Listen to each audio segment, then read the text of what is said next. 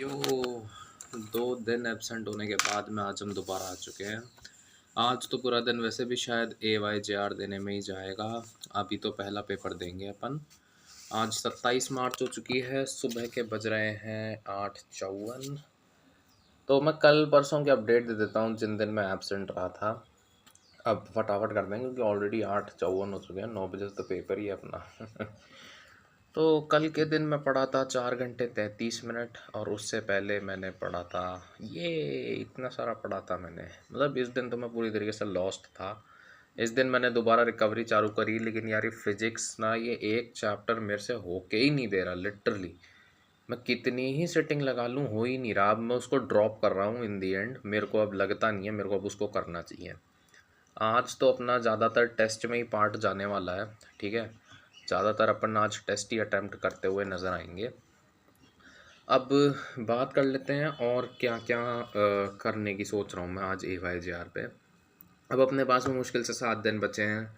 100 number का target है और वो अभी भी उसमें मैं बना हुआ हूँ, और मुझे भरोसा है कि मैं कर भी लूँगा, ठीक है। अब वो अलग बात है, अभी तो अपने पास में जो मेरे को बोलना था वो बोल देते हैं।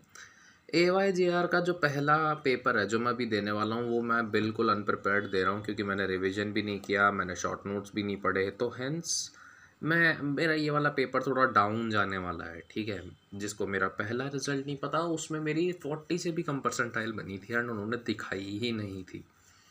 अब की बार शायद मुझे ऐसा लगता है कि मैं 40 से तो ऊपर बना ही लूँगा, क्योंकि AYJR क्या है, बहुत ज़्यादा रिकॉग्नाइज्ड है दूसरे बच्चों के अमंगस्ट।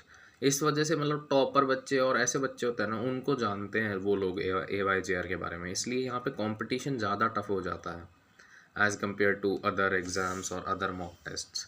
अभी कुछ दिनों पहले मोशन का भी हुआ था, लेकिन मैंने दिया ही नहीं। वो ऑल इंडिया CBT था, देना चाहिए था वैसे तो, बट मैंने दिया ही नहीं वो कुछ ड्यू टू सम रीजंस। यही बात रही अब पेपर 2 की। तो पेपर 2 में मैं थोड़ा संभल के उतरूँगा, और पेपर 2 में मेरी कोशिश भी यही रहेगी कि मैं ज़्यादा से ज़्यादा कर सकूँ। फिर 6 बजने के बाद मैं मोस्ट प्रोबेबली टेस्ट एनालिसिस करने के बजाय मैं कोई एक चैप्टर चालू करूँगा या फिर कोई एक कॉन्सेप्ट चालू करूँगा एंड उसको ख़त्म करूँगा। तो अब सेकंड वाले में मैं थोड़े शॉर्ट नोट्स वगैरह करके उठूँगा, तो मतलब सेकंड वाले में मैं थोड़ा ओरिएंटेड होकर लड़ने निकलूँगा।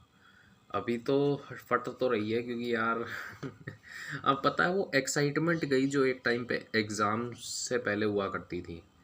मतलब यार भाई मज़ा आ जाएगा, पेपर देने वाला हूँ, बहुत बहुत ज़्यादा मज़ा आ जाएगा। लेकिन कुछ भी ऐसा नहीं हुआ। रीज़न बीइंग कि बहुत ज़्यादा ना, क्या बोलते हैं, बहुत ज़्यादा यार अब वो नहीं रही ना एक्साइटमेंट वाली बात। अब आप ऑलरेडी JEE देकर आ चुके हो, आपके पास में ऑलरेडी एक सेट ऑफ एक्सपेक्टेशंस है जिनको आपको फुलफ़िल करना है। तो काफ़ी वो वाली चीज़ें आ चुकी हैं। चलो अब मिलते हैं बाद में। 8:58 हो चुके हैं, अब निकलते हैं और पेपर 1 देकर आते हैं।